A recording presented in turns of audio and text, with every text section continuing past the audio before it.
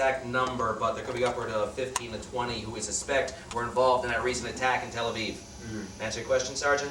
Do we have their names and exact locations? We have some names and addresses, but we're going to have to conduct a house-by-house search. That means we'll be vulnerable to snipers and IEDs. True, but we'll be going in with a lot of firepower. Enough to keep the residents at bay while we do our sweep. How long will this mission last? As long as necessary to eliminate the murderers who killed our countrymen. Let me remind you, we, the Special Forces Battalion, are sworn to search for and destroy all terrorist cells that pose a threat to the state of Israel, and nothing, I repeat, nothing will stop us from performing our duty.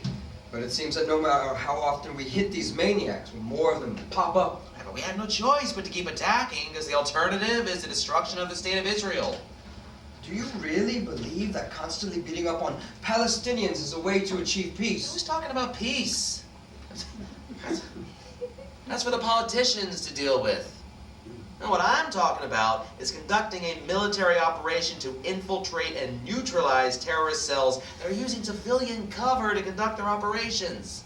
Operations, I wish to remind you, that have already cost the lives of hundreds of Israelis and is meant to undermine our morale and destroy our country. I understand that. But the fact is that world opinion does not support us. And every time we conduct military operations against the Palestinians, it is Israel, not the Palestinians, who are accused of heightening tension. I don't give a rat's ass about world opinion. Nobody likes the state of Israel, and nobody likes the Jews. We have to defend ourselves and depend on ourselves alone to ensure the survival of our country and our people. I agree with you about wanting to ensure the survival of our country. But still, we cannot go at this alone. We have to contend with the entire Arab world and cannot afford to alienate those who still support us. What the fuck are you talking about? Jews have always been hated. That's just the way it is. You think that by kissing up to other countries, that'll make us stronger? Do you really believe that we can reach an accommodation with our enemies who want to exterminate us? Well, we have to reach some kind of accommodation, otherwise we may not survive. You fucking defeatists. People like you are worse than the Arabs. The hell are you doing in the army anyway? But either you are willing to fight, or get the hell out of here and peddle your defeatist crap somewhere else. Wait a minute, Captain. I'm no defeatist. I'm a realist who loves my country as much as you do. And I'm willing to fight, if necessary, to defend our country. But picking a fight with Palestinians is not the way to achieve peace. You're such a stupid, stinking idiot. In 1988, my brother was killed in a terrorist attack.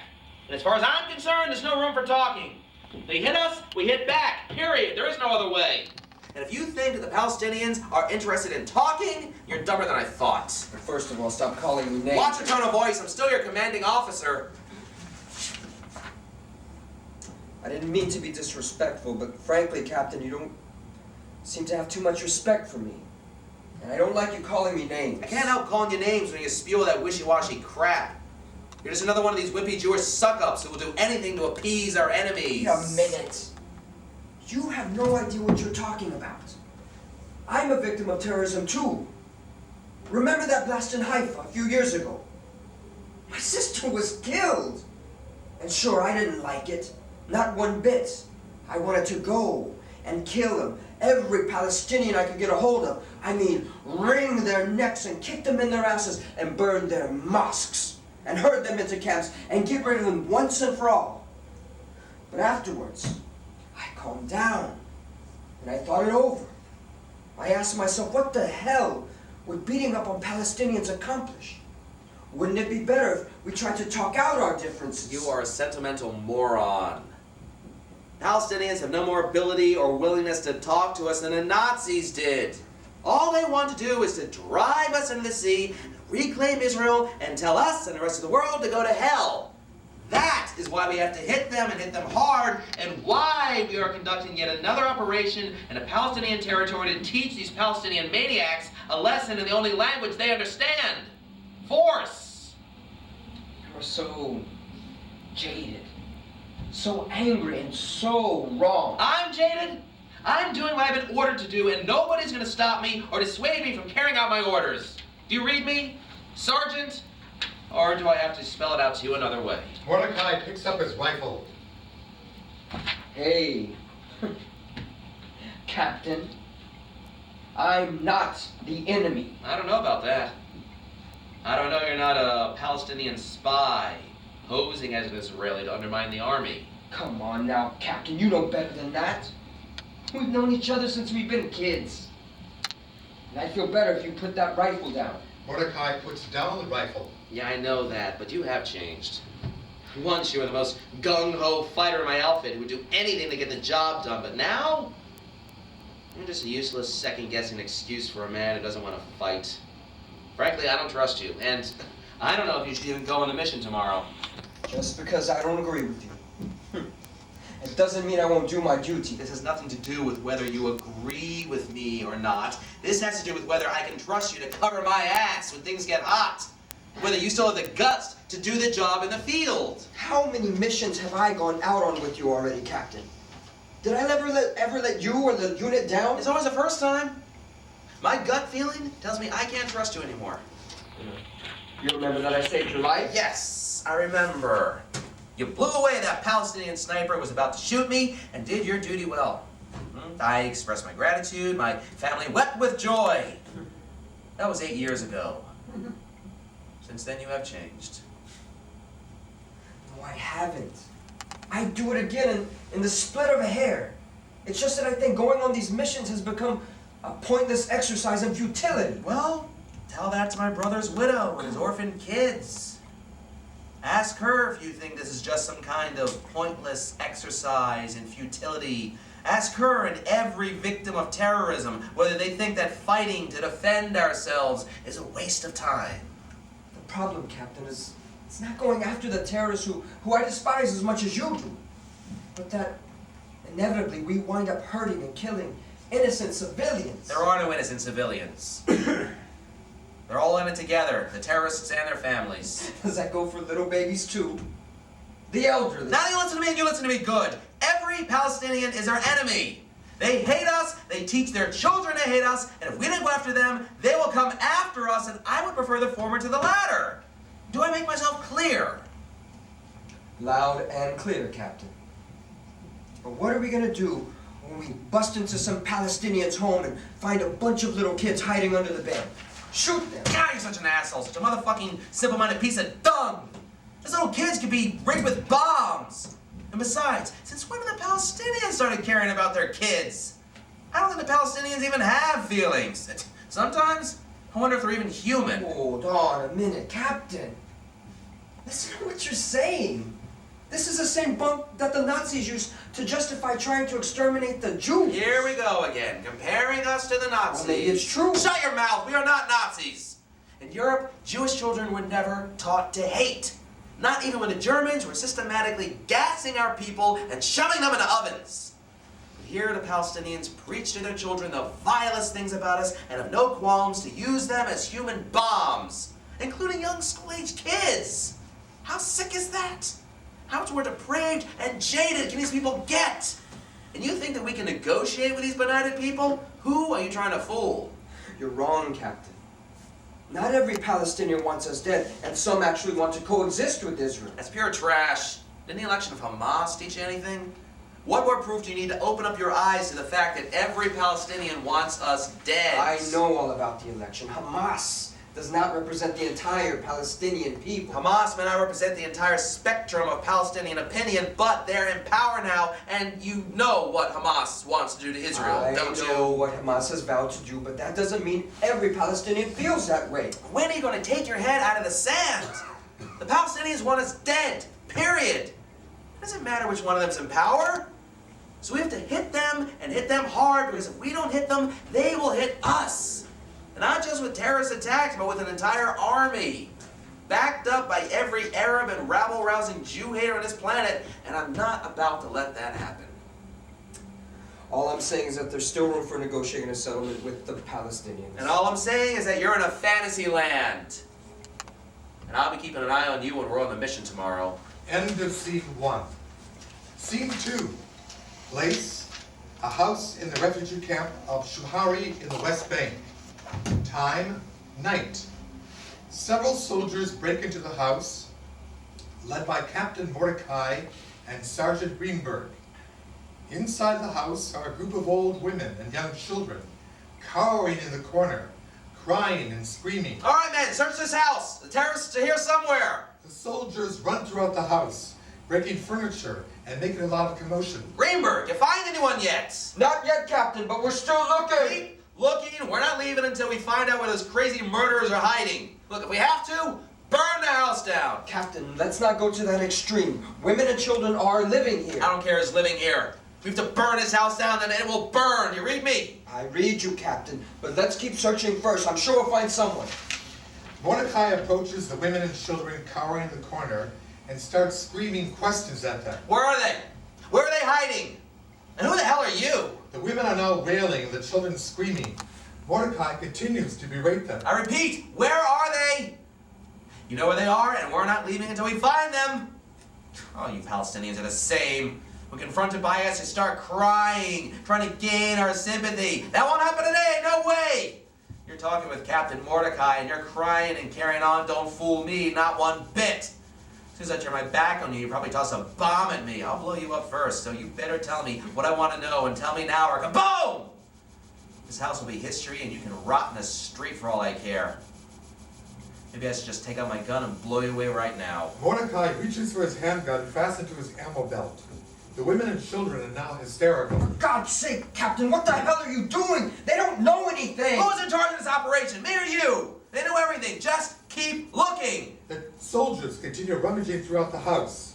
Mordecai turns about and faces the women and children again, and towering over them, screams, Where are they? You old lady, tell me where they are.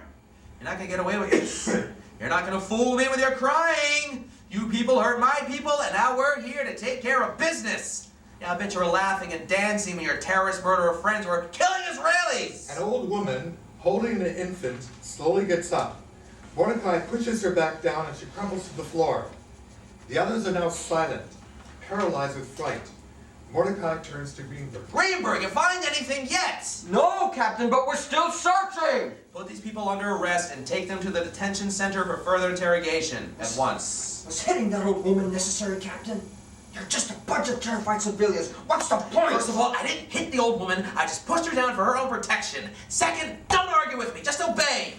Get them out of here, and you get out of here too. I'll continue the search myself. I don't need you or anybody to find those murderers, and I know that somebody's hiding in here. So get out of my way so I can do my job. Captain, conducting a reconnaissance operation without adequate support is against regulations. I urge you to reconsider. Fuck the regulations and fuck you. You should be helping me, you stupid ingrate. Instead, all you do is complain. Where do you think you are, and who do you think you're talking to? These people hate us and will do anything to protect their so-called soldiers. Don't you understand that? Can't you see that I'm right? You're just in my way. Captain, I beg you, don't stay here alone. Greenberg, I'm doing you a favor. I may do things that you may not want to witness. So get the hell out of here before I fucking throw you out, and don't make me have to do that. And take those clowns with you. Pointing to the women and children still cowering in the corner. All right, Captain. I'll obey, but I still think you're wrong. Get the hell out of here now! Let's go. Get up! The Palestinians slowly get up from the corner, still shaking with fear, and exit, accompanied by Greenberg and the other soldiers. Mordecai is now alone. Okay. I know you're here, so come on out. You won't be hurt. I know you are here, so come out right now, and I promise I won't hurt you. Okay, that's what we want to play? Fine, have it your way. Mordecai grabs a piece of paper, takes out a match, and lights the paper on fire. I'm going to count to 5. You don't come out, I'm going to burn this house down and then shoot you all while you're trying to escape. 5, 4, 3, 2. A young woman appears. She is calm and self-assured. Are you looking for me? Mordecai freezes and stares back at her. Totally mesmerized, transfixed, his jaw drops. He glances slowly over at the burning paper, extinguishes the fire, walks directly toward the woman, gazes directly into her eyes, embraces her in his arms, and gives her a long, passionate kiss on the lips, to which the woman responds by wrapping her legs around his waist and emitting moans of passion. They slowly drop to the ground as the lights go out, and while the stage is dark, sounds of passionate lovemaking continue to be heard. End of scene 2. Scene 3. Mordecai and the young woman are getting dressed. It is apparent they had sex. Oh, baby, that was great. By the way, what's your name? Sophia Ben Amin. You're a Palestinian? Yes, I am. Are you shocked or disappointed? I don't know what to think. I don't know what came over me. I don't know either. All I know is that you were acting kind of crazy before, which actually turned me on. Hey, what do you mean crazy? I'm trying to get rid of terrorists. How's that crazy? Threatening to burn homes, bullying old people and babies. Don't you think that's a bit extreme? That's extreme. Not the way you people throw bombs at us. You think I'm one of those people? Listen, I don't know who you are. All I know is that something happened to me, and it's like you put a spell over me, and I'm caught in your web, and I don't know what to think. Did you think I would blow you up? Did you think I would harm you after what we just did? Look, I just don't know what to say. All I know is that I want you, and I don't know why. You really don't know why. Sophia puts her arms around Mordecai, who kisses her and then pushes her away. Oh my God, what am I doing? You're the enemy. I'm the enemy. Me? Yeah, that's right. That's right. I'm talking about you. Don't be silly. If I was your enemy, you would have been dead long ago. Isn't it better that we're still alive and that we made love? Yeah, of course I'm alive. Of course I'm glad I'm alive, but God, where does that leave us? Anywhere you want to be. You're the soldier. I'm just the lowly Palestinian booty that you just used. I think you wanted it too. Stop being so confident. Sophia playfully slaps Mordecai on the butt. Hey, stop that! What's the matter? You don't like to play? Do you keep doing that? I may want to play some more too. Mordecai embraces and caresses Sophia. Well, come on, soldier boy, and show me what you've got. Sophia reaches for Mordecai as the lights go out. End of scene 3. Scene 4. Sophia and Mordecai are scantily attired. Look, I have to get dressed and get back to my unit. Mordecai begins to gather his clothing and starts getting dressed. Soon Sophia does the same. What's the hurry? Why not stay here tonight? Because my unit will be looking for me if I don't show up, and if I'm found with you, we'll both be in trouble. Why is that? Is it against the law for an Israeli man and a Palestinian woman to make love? No, it's not, but I'm an officer in the Israeli army, and there are those who would question why I spend time with you. You mean they would want to know if you spilled the beans to a Palestinian? Some might ask that. Well, did you spill the beans? No, but I did shoot my load. Oh, you're nasty. Mordecai and Sophia kiss. Then what are you afraid of? That people will make fun of you for sleeping with a Palestinian? You know, they might. But I don't feel that way about you. So what's the problem? Look, it's just that in my position, I just can't say that I slept with the enemy. My commanders may misunderstand. About you being with me? You just fucked me. Twice! Your seed is inside me. I can become pregnant, and if I do, I'll have your baby. Then what? What about having an abortion? You stupid ignoramus! Have an abortion? Are you out of your mind? Hey, you're the one who brought up having a baby, not me. Typical man, he gets his way and then acts like nothing happened. Already we're fighting. Because you sounded like a jerk. Look, if I wanted to, I could take you into custody right now. You mean like you did my little aunts and my cousins? Oh. They were related to you. What did you think? I just happened to be passing by while you were threatening my family? So you live here? Yes. I was visiting my aunts. I live in Jordan. What are you doing in Jordan? Going to school. I'm studying to be a social worker. Oh, to help the underprivileged? How noble. There are innocent people suffering in this world, and somebody has to help them. A bunch of crap. You really believe that, John? Yes, I do. Look around you. Nothing but deprivation. Is that fair? Look, I don't know what's fair. All I know is that this village harbors terrorist cells that must be destroyed, and nothing is going to stop you from doing just that. Is that why you were here? To go after terrorists? Do you think I'm a terrorist? Of course I don't. Or at least I don't think you are. You don't think I am? Well, did you find any metallic objects in my pussy? Did I toss a bomb at you while I was sucking your dick? Did I try to kill you while I was sleeping? What are you talking Just about? calm down. Look, I'm not accusing you of being a terrorist, but that doesn't mean they're not here. I'm not hiding any terrorists. Well, if you were, would you tell me? Now you want me to be a snitch? Do you know something I need to know? Maybe I do. Don't play games with me. I'm not playing games. This is no game.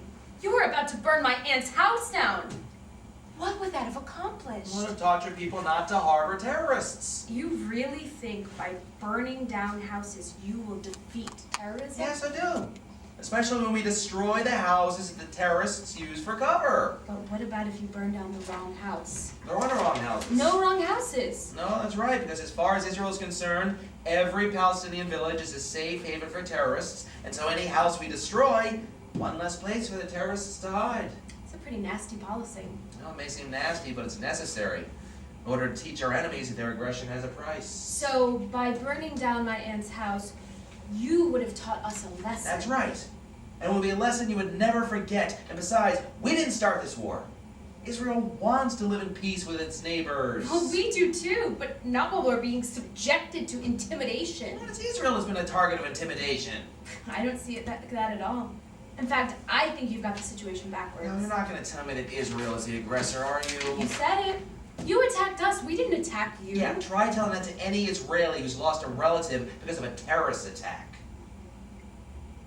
Why are you so set against the Palestinians? Because for as long as I can remember, all I have heard from your people is how they want to destroy the state of Israel and eradicate the Jewish people, and I have dedicated my life to stop that from happening. My parents helped found the state of Israel in 1948, and I'm not going to let anyone undo all the work they did to ensure the Jews have a country of their own. And also, my brother was killed in a terrorist attack. Look, I'm sorry about your brother. That must have been rough. But remember, while your parents were founding the state of Israel, they were disenfranchising thousands of Palestinians who were forced to leave their homes. Like my grandparents, who were chased out of their homes and forced into a refugee camp in Jordan. That wasn't right. That's why I live in Jordan now, or I'm not even considered a citizen. I also want a country, a place that I can call home. My aunt is forced to live in this hovel. She deserves better. Can't you agree with that? Don't make me cry. What's your story anyway? What do you mean? What were you doing here in the first place? I told you I was visiting my aunt. Where were your parents? I'd rather not discuss it. Sophia, don't keep secrets from me. Just because we made love doesn't mean I won't get nasty with you. Are you threatening me? You're like some programmed machine that can't be switched off. Oh, yeah, I didn't mean to sound pushy, but nevertheless, I would like to know about your parents. Okay, since you're asking me more politely, I'll tell you. But you may not like what you hear. Just get to the point. My mother died in a refugee camp when I was a little girl, leaving my father to raise me all alone. Maybe you've heard of my father. His name is Abdul bin Amin. Okay, that name sounds familiar. Who is he? He's the deputy minister for finance in the Hamas government in Gaza. Wait a minute. Abdul bin Hamid. Isn't he the guy who once said that every Jew is lower than a pig and that every Jewish woman is a whore and called the Jewish religion food for swines? Please don't tell me that creeps your father. I told you you wouldn't like what you heard. Where's your father now? He's still in Gaza. I wonder what he would say if he found out about us. I don't know what he would say, but I don't plan to tell him. As far as I'm concerned, this is none of his or anyone's business. We made love, and that's all there is to it. You know that your father is a wanted criminal in Israel and that I may have to report his current whereabouts to my commanders. Are you crazy? Oh, you think your commanders would be pleased that you slept with a criminal's daughter? And then they would come after me, and my aunt, and my cousins, and they would be thrown in jail where they would die. Okay, baby. Mordecai embraces Sophia. I won't do anything to hurt you. Thank you. I thought you were about to do something very stupid. Yeah, maybe. I don't like the idea of covering up information, especially concerning wanted criminals. Stop calling my father a criminal. Well, that's what he is. He's repeatedly preached nothing but hatred towards the Jews, and someday he's going to pay for that. The only thing you know about my father is what you hear and read in the news. You know, my father is actually a very nice man, and if you met him, you would probably like him. Well, I remember watching your father on TV screaming for Jewish blood, so I hope you understand if I tell you that I find what you just said hard to believe. You have to understand that my father is a politician. So a lot of the things he says in public are part of an act. Even if you're right, the fact is that he said those things and riled up a lot of people and caused a lot of problems, which is partly the reason I'm here in this village now. If your father really doesn't mean what he says, then maybe he should just shut his mouth. Don't talk that way about my father. You don't know him like I do. Listen, Sophia, your father has caused a lot of problems, and whether he's really a nice guy is not the point. It's what he's done that counts, and for years, he's beat up on the Jews. In my book, that makes him just another rabble-rousing, neo-Nazi, anti-Semitic creep, and I have no use for anti-Semites. While you Israelis were consolidating your occupation of Palestine, my parents were struggling to survive in a refugee camp in Jordan. My father was forced to flee Israel as a little boy. He had no formal education, no medical care, and he had to fend for himself. The only thing that saved him from total oblivion was the PLO, which gave him a job, a position of authority, and an education. Everything he has, he owes to the PLO and now to Hamas. And don't you ever call my father a creep. How would you like if I called your parents' names? My parents don't go around preaching hatred, so you have no cause to call them anything. Really? Would the term invader or occupier or racist or usurper, don't any of those terms apply? Typical Palestinian talk. I really thought you'd be different, Sophia, but you're not. You're just like all the other Palestinians, full of hate, but just a little sweeter. Oh, my dear darling Mordecai, you are so wrong about me and about my people. You believe your own propaganda, but I know that you can change once you know the truth. What are you talking about? About us, you silly, deluded fool. What about us? Isn't it obvious? Us. Being together? Fucking? Or does all of that mean nothing to you? Am I simply just a lay to you? Well, I don't know what to say. I'm all confused. I didn't expect this to happen. I didn't expect it either, but it did. And I saw in your eyes that you're not the neo-fascist Martinet that you pretend to be. That there is a goodness in you that would have stopped you from burning down this house. Sophia, I've been a soldier since age 18. It's almost half of my life. I've been involved in more military operations against the Palestinians than I care to remember, and I've done some pretty nasty things, none of which I regret. So, whatever you saw in my eyes is something I don't want to hear about. Mordecai, there's a sweetness in you that you're covering up. There's nothing wrong with being honest with yourself and with your feelings. Oh, stop with that psychobabble garbage. You know, all you're doing is you're trying to catch me off guard and make me weak so I'll stop fighting. And then you'll be able to control me and maybe even turn me against my own people. You are so silly when you're angry. Do you ever wonder how you sound? Do you really believe that I'm trying to manipulate you? Well, at first I didn't give it a thought, but as we continue to talk, I have to wonder if you have any ulterior motives. And for all I know, you're a Palestinian agent, or maybe even a terrorist plotting the next attack against Israel. Your paranoia is fascinating. If what you say is true, I would have been screaming rape by now, and there would have been 50 Palestinians in here beating the crap out of you. Hey, I did not rape you. You wanted it as much as I did. And still do. Mordecai and Sophia embrace and kiss. So what are we going to do now? About what? About us. What about us? Aren't we going to see each other again? Maybe. God, I'd love to. As under the circumstances, that may be a problem. What are you talking about? I'm not a civilian. If I'm caught cavorting with a Palestinian, I could be in deep shit, and I don't want that. Either for me or for you. Don't worry about that. We can continue to see each other. What's the big deal? You don't get it, do you? I already got it. I want some more. That's not what I mean. Look, seriously, I want us to go forward. But for us to get together again will require a lot of planning. It's almost like a military operation. Well, you're an expert in that, so that should be easy. Well, not as easy as it sounds. First, we have to deal with the checkpoints. Second, I can't afford to be seen with you in public. Third, oh my God, what am I saying? Now you're pumping information from me. I think you're a spy. That's crap. I'm no spy. You were about to burn down my family's house. I had to do something to stop you, and that's what I did. So all this between us was nothing but a ploy to distract me from completing my mission. Don't be an idiot. What happened between us was, and still is, special. At least to me. Okay, but what's to stop you from getting on the phone right now and telling your father about us and getting me into a lot of trouble? You just have to trust me. How can I trust you? You're a Palestinian. You've been taught to hate us. Do you really believe that I hate you? That I could harm you? Come over here and look in my eyes.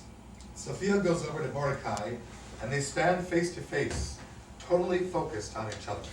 Now tell me that you swear you'll never hurt or betray me. I'll swear the same.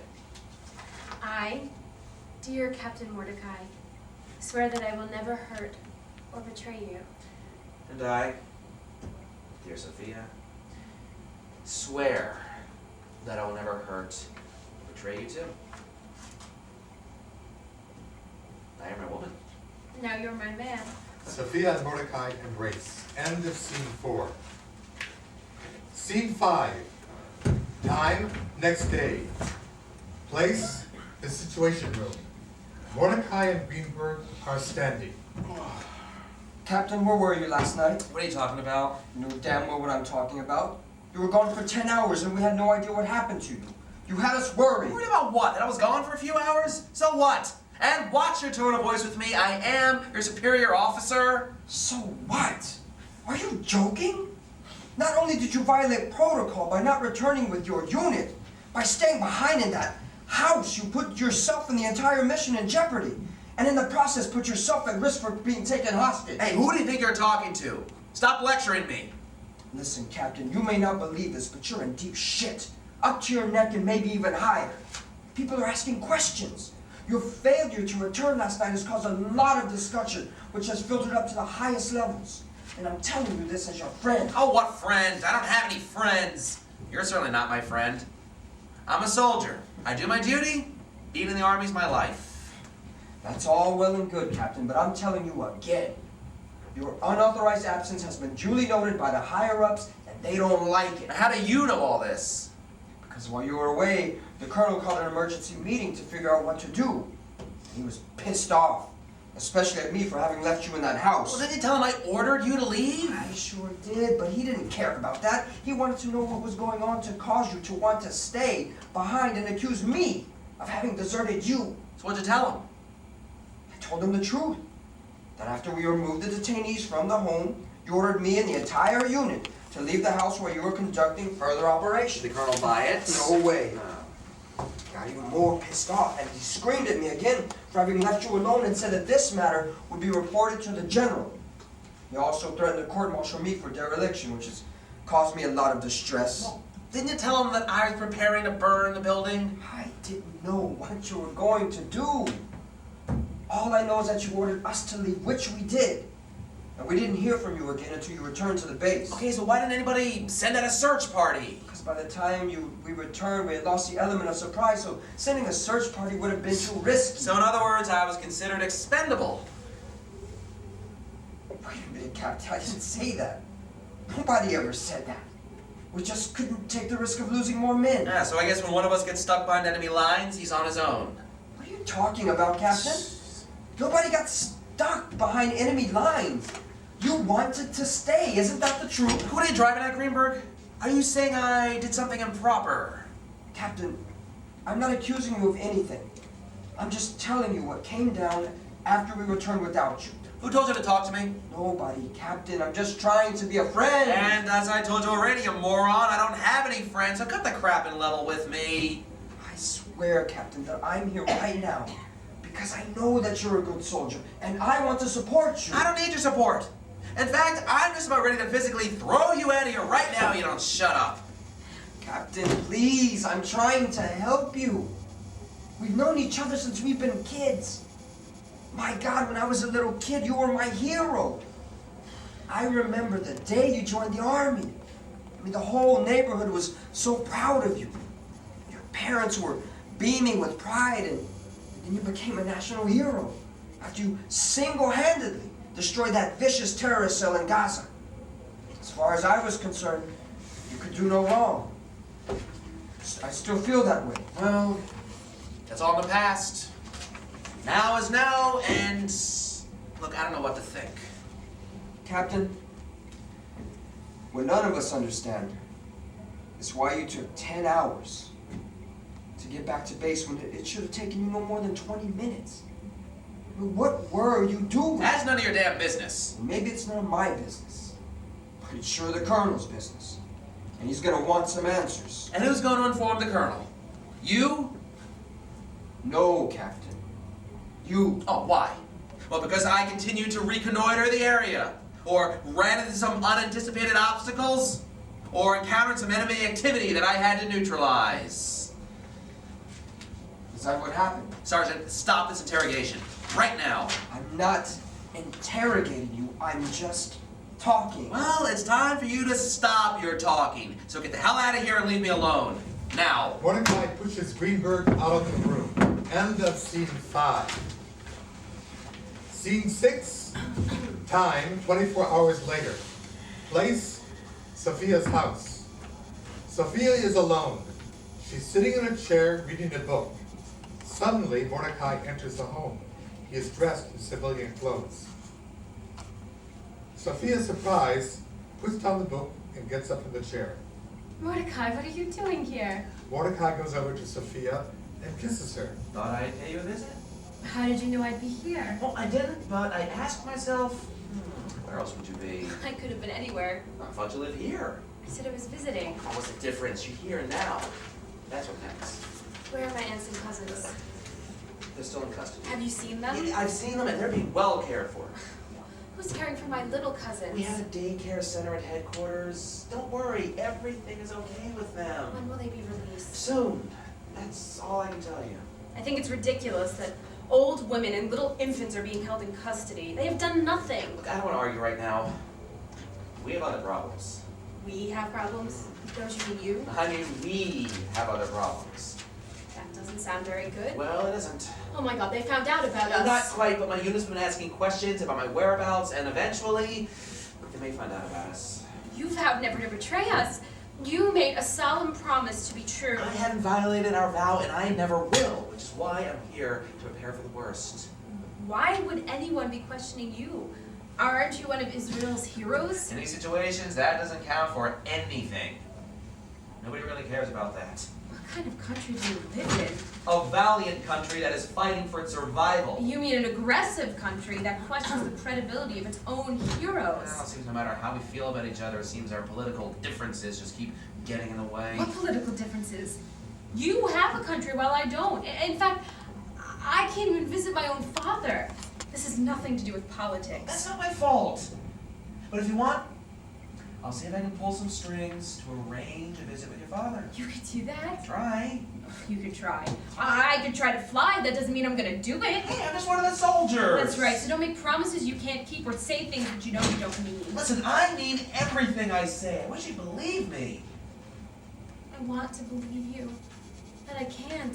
Not when it comes to my father. Well, maybe you'll believe me when I tell you that we're considering launching an attack on Gaza. Okay. Now, what am I supposed to do with that information? Keep it a secret. Okay, I will, but when do you plan to attack? I can't say, and if I knew, I wouldn't tell you. What are you trying to do? Tease me? I'm just making idle chit-chat. Some chit-chat? Who's the woman here, me or you? You can't figure that out by now. Maybe we do have a problem. You really wouldn't tell me? Sophia puts her arms around Mordecai. We should stop that. Mordecai pushes Sophia away. You're such a phony. No, I'm not. I just can't share information with you. You just did, and now you're holding back on me. God, what do you want me to say? The truth, which is that you really don't care about me. No, that's not true. I do care about you. I don't have to be here with you now. Look, if I didn't care about you, you would never have seen me again, and this house would have been reduced to ashes. Things are okay while I'm putting out for you, but if I stop, poof, there goes the house. So I guess I'm your whore now. Oh my God, what has come over you? God has nothing to do with this. It's you who's changed. What, since yesterday? Yes, since yesterday. What the crap? You don't even know what you're talking about. I know exactly what I'm talking about. Yesterday I thought you were someone special, not your typical Israeli soldier. And what do you mean by that? By being pushy, nasty, mean, vicious, and above all, arrogant. Oh, and you Palestinians aren't that way too. Calling us names and trashing our religion and calling us infidels. Is that where you're at? No, that's not where I'm at. It's where you're at, Mr. Captain Israeli Soldier. Oh, so you're pissed off at me because I'm an Israeli soldier? No, because you're a manipulative bastard who doesn't mean anything he says. Women. Never figure them out. It's because you're an idiot. Stop calling me names. Oh, what are you gonna do, arrest me? You got me all wrong. I love you. If you love me, then show it by trusting me enough to tell me when Israel plans to attack Gaza. Baby, I can't do that. That's a military secret. Then maybe I have to reconsider our relationship. Well, maybe you'll just have to do that because I can't tell you what you want to know, and no amount of pressure from you is going to change that. You think you're hot shit, don't you? But I know better. You don't know anything. I know how to get under your skin and make you nervous. And what makes you think I'm nervous? You're sweating like a pig and you smell like a goat. Next thing you'll be mooing like a cow. What do you mean mooing like a cow? I'm a bull and you're a tramp.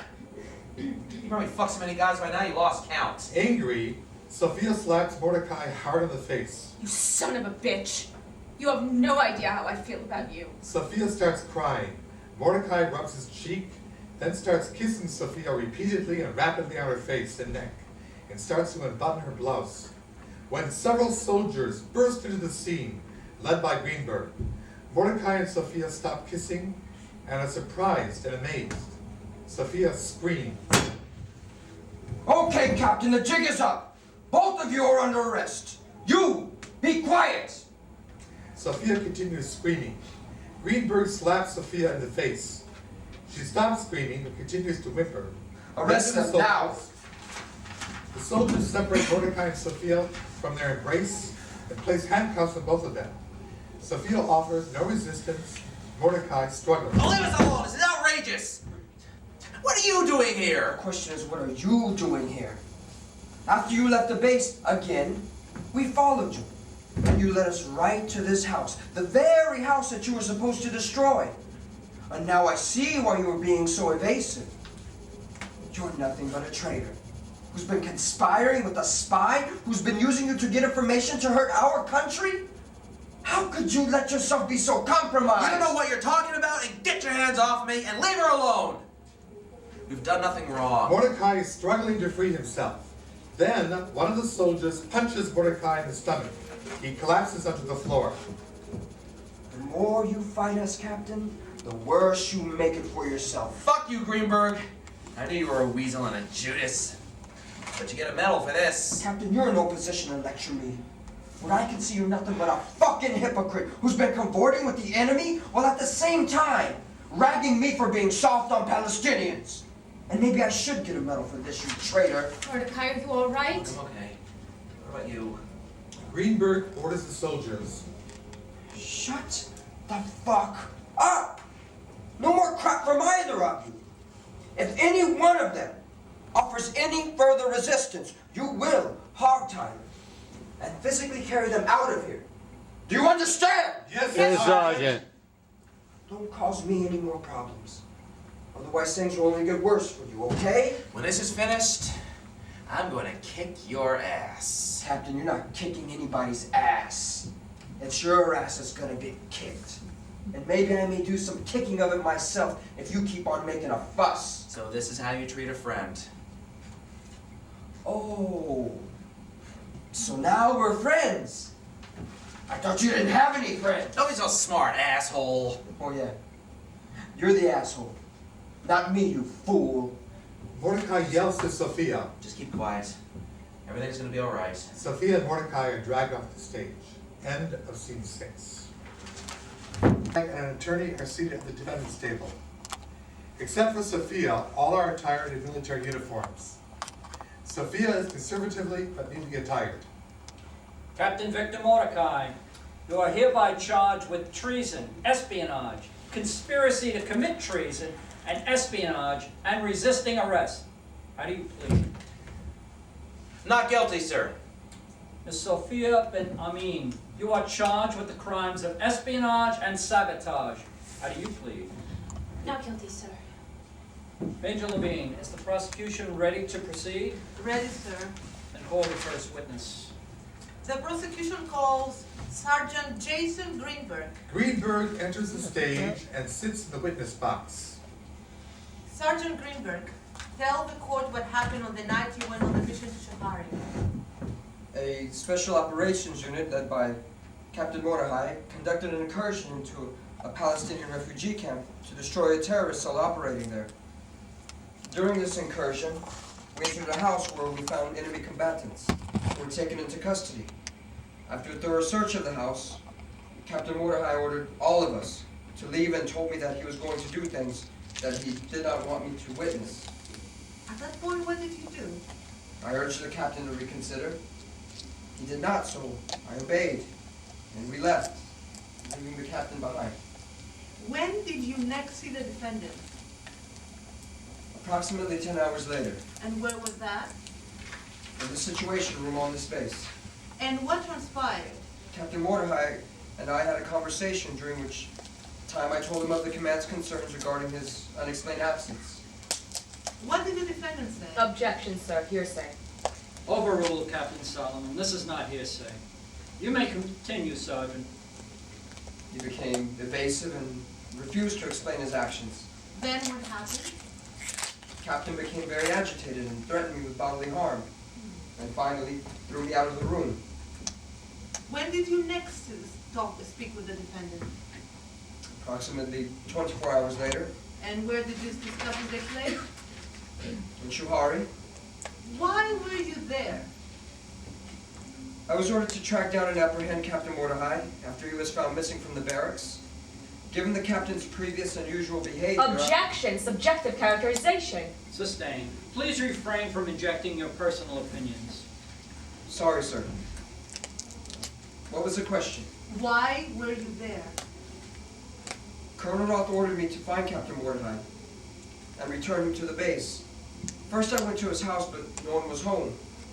Then I decided to look for the captain in Shuhari, Yes, but why there? because I suspected that the captain was involved in some kind of activity there. Did you have any solid evidence to substantiate your hunch? No, I didn't. I was acting strictly based on the captain's recent behavior and statements he made to me. When you go to Shuhari, where did you go? To Miss Amin's house. And what did you observe? I observed the captain and Miss Amin in what appeared to be a romantic embrace. Then I placed them under arrest Why? because the captain was absent without leave and was fraternizing with an enemy agent. By enemy agent, you mean the woman sitting at the defendant's table? Yes, I do. That's a lie! He's lying! 2 court officers grab Sophia and force her to sit back down. The defendant is ordered to cease and desist from any further outbursts. If this happens to you, you will be found in contempt of court and could be removed from this room. You may proceed. Thank you, sir. What caused you to believe that she was an enemy agent? According to Army Regulation 21-3, Section 6, all civilians found in hostile territory are to be treated as enemy agents, unless and until proven otherwise. So, based on that authority, I made the arrests. How did the defendants react? Miss Amin was cooperative, but Captain Mordecai was resistant and had to be forcibly subdued. I am finished with this witness. Cross-examination, Captain Solomon? Yes, sir. Sergeant Greenberg, did anyone ever threaten you with punishment for having left Captain Mordecai alone? Colonel Roth warned that I could be subject to court-martial, but he never followed up on it. I didn't ask you what Colin Roth did not do. I asked if the last part of the witness's answer was triggered. So ordered. Just answer the question. You may proceed. So you were under some kind of cloud, weren't you? What do you mean? You were in trouble with Colonel Roth, isn't that correct? I guess I was. Well, were you or weren't you? The question requires a yes or no answer. Yes, I was. So when you went on the mission to find Captain Mordecai, you already had some animus towards him, isn't that correct? It's not correct. I still consider Captain Mordecai a friend. But that didn't stop you from abusing your friend, isn't that right? I was just following orders. Which were? To find the captain and return him to base. So why was it necessary to arrest and beat him? Because he became combative while in custody. Is beating up someone the way you normally treat a friend? No, it isn't. So maybe Captain Mordecai wasn't your friend. He is my friend. He just got himself into trouble. What trouble? He failed to complete his mission and got involved with the spy. Says who? According to my commanders, Miss Amin is an agent for Hamas. It's a lie! That's a terrible lie! Quiet! I will not tolerate any further outbursts to disrupt these proceedings. Now you control yourself or I will have you removed from this room. Do you understand? Proceed. Yes, sir. Now, when you returned to Shuhari, you found Captain Mordecai. What was he doing? He was associating with Miss Amin. How was he associating with Miss Amin? They were kissing. Anything else? They were holding each other tight. So from that, you concluded that Captain Mordecai had to be detained. Yes, not because of what he was doing, but whom he was doing it with. Oh, so you acted based upon some information you were already provided, not on what you actually saw. I don't understand what you're saying. You were out to get Captain Mordecai no matter what. Isn't that true? Absolutely not. Finish with this witness. You're dismissed. Greenberg gets up and leaves the witness chair. As he leaves the scene, both Mordecai and Sophia stare at him. Greenberg looks away. I'd like to call my next witness. Call your next witness. I call Abdul bin Amin. Sophia and Mordecai abruptly stand up, shocked. I object. First of all, your clients should take their seats. And second, on what grounds do you object? Solomon motions to Sophia and Mordecai to sit down, which they do, shaking their heads, still in shock. On the grounds that the prosecution failed to provide sufficient notice. Sir, until 5 minutes ago, we had no idea that the witness would be available to testify.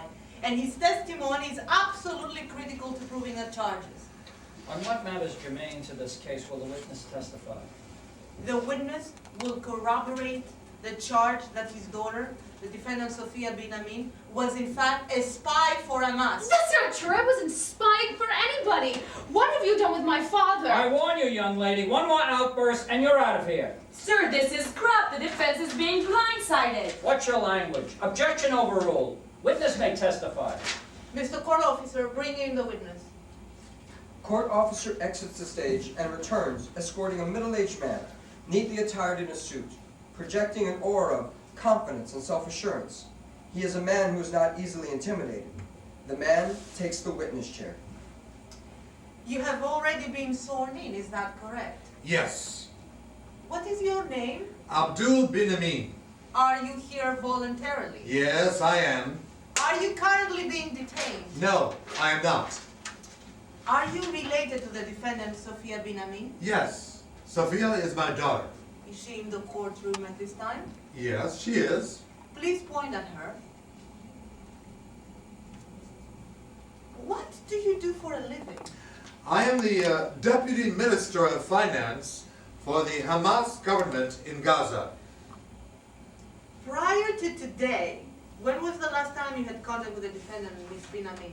Last night, By what means did you have contact with the defendant? by telephone. She called me. And what did you talk about? Well, my daughter was very upset over having been arrested and denied being a spy. Did you believe her? I object. Pure speculation. Objection overruled. I don't know what to believe. How often do you and the defendant have contact? Approximately once a week. And what would you discuss? The situation in the West Bank and the Middle East in general. Ah, so the defendant was active in Middle East politics? Well, not active. Interested. Oh, just interested. Yes, nothing more. Isn't it true that the defendant was once a member of the Hamas Youth League? Yes, she was, but that was several years ago. And doesn't the Hamas Youth League preach hatred towards Israel? That is pure fabrication. Isn't it true that the Hamas Youth League promotes terrorist acts targeted against the state of Israel? This is categorically untrue.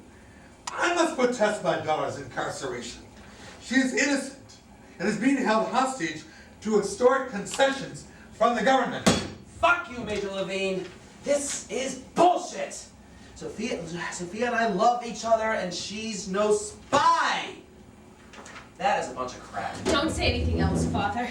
This trial is a joke.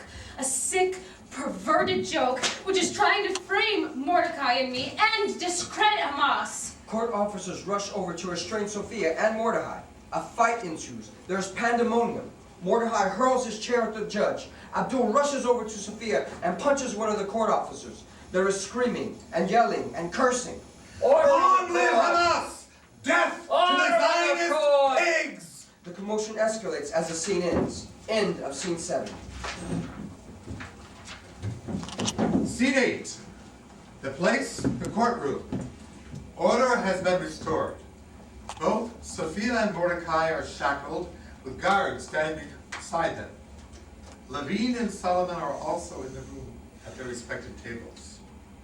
The disturbances that occurred yesterday were an affront to the Israeli judicial system.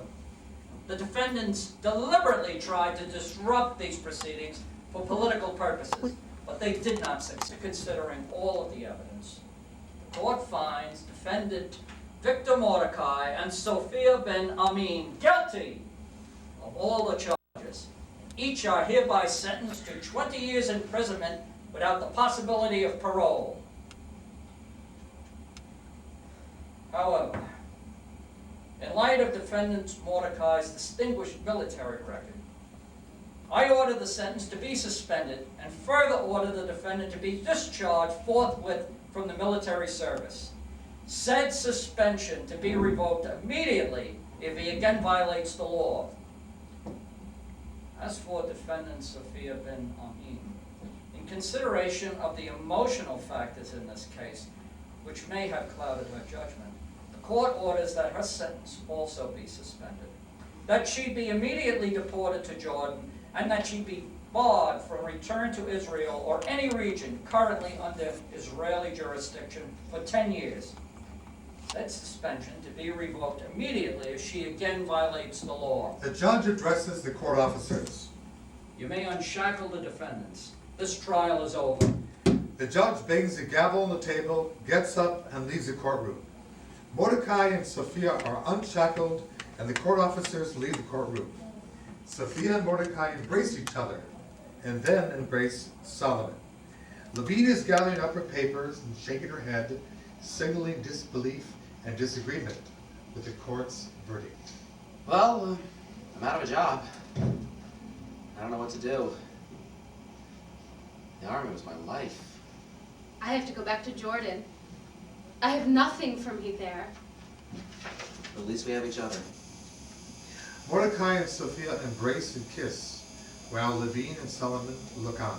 Miss Amin, you have 1 hour to get on the bus that will take you back to Jordan. If you miss that bus, you will be arrested and charged with the contempt of court and will immediately begin serving your sentence. 1 hour? My God, I have nothing. How will I survive? I left Jordan because I had no one there. No job, no family. Don't worry. I have some friends in Oman who will be able to help. Also, there's a bunch of reporters waiting outside to read your stories. By the time they're finished with you, they'll probably wish you to jail. Some friends in Oman, you said? Here we go again. Huh? You think I'm a spy too? Levine smiles and turns away. I'll join you in Jordan. That may not be a good idea. An ex-Israeli soldier may not be well received in Oman. Listen, I'm not leaving Sophia. If she has to return to Jordan, I'm going with her. Jordan may not grant you a visa. Sophia begins to cry. Mordecai and Sophia embrace. Don't worry. Well, let's get out of here. We'll figure something out. Nothing will stop. Mordecai and Sophia leave the courtroom hand in hand, followed by Solomon and Levine.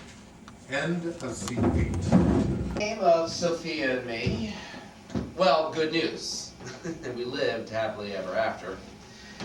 After that farce of a trial, Sophia never went back to Jordan. No, we decided to take our chances with being caught and going to jail by staying in Israel. And for a while, we stayed in Tel Aviv and incognito, and after things cooled down and we got our paperwork together and reached a few palms, and Sophia strategically flashed her cleavage at some government official.